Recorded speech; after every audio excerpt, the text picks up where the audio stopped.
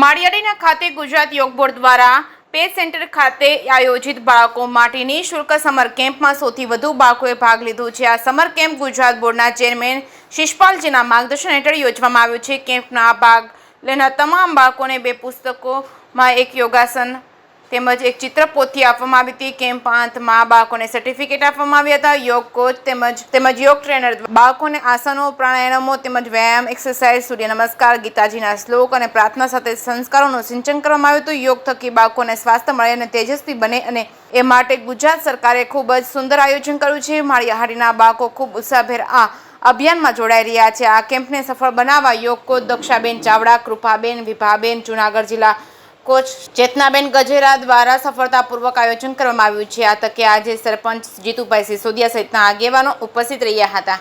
જે case news Gujarati સાથે પ્રતાપ સિસોદિયા, માળિયાહાટીના। ઓમ નમસ્કાર, પ્રણામ। માળિયામાં સરકારી હાઈસ્કૂલ સ્ટેશન રોડ ખાતે સુંદર મજાનું સમર કેમ્પનું આયોજન થયું। ગુજરાત યોગ બોર્ડ દ્વારા આયોજિત આ સમર કેમ્પમાં 100થી વધારે બાળકોએ ભાગ લીધો। બેન શ્રી દક્ષાબેન યોગ કોચ અને બેન શ્રી કૃપાબેન, વિભાબેન, કુસુમબેન બધે સર્વે યોગ કોચ અને ટ્રેનરે સાથે મળીને બાળકોને ખૂબ જ સુંદર મજાની ટ્રેનિંગ આપી।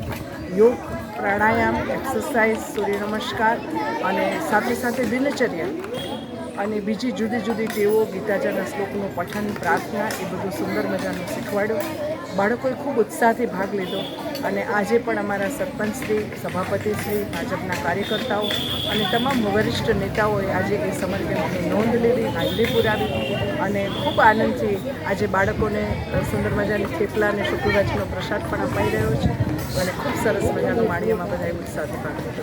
Thank you.